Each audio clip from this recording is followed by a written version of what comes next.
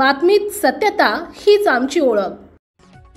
मुंबई आग्रा महामार्गावरील दबाशी फाट्यावर झालेल्या बस आणि ट्रकच्या अपघातानंतर महामार्ग प्रशासनाला जाग आली आहे। दबाशी येथील सरपंच तसेच ग्रामस्थांनी अनेक वेळा महामार्ग प्रशासनाला निवेदन तक्रारी केल्या होत्या की या ठिकाणी गतिरोधक बसवण्यात यावे, मात्र या अपघातानंतर महामार्ग प्रशासनाने गतिरोधक टाकण्यात आला आहे।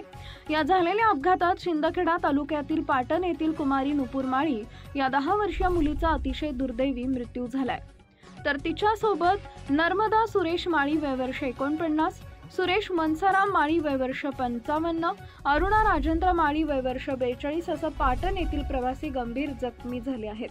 तर एकूण 22 प्रवासी या अपघातात जखमी झाले असून बाकी जखमींची नावे अद्याप कळू शकली नाहीयेत। यातील काही गंभीर असून त्यांना धुळे जिल्हा रुग्णालयात उपचारासाठी दाखल करण्यात आलेलं आहे।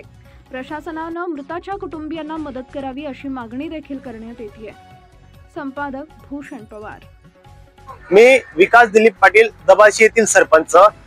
मागील अनेक वर्षापासून आम्ही समस्त ग्रामस्थ दबाशी व नागरिकांकडनं टोल नाका आणि एनएससी हायवेला गतिरोधक संदर्भात आम्ही वेळोवेळी अर्ज पाठपुरावा केला, पण कुठल्याही प्रकारे दखल घेतली गेली नाही।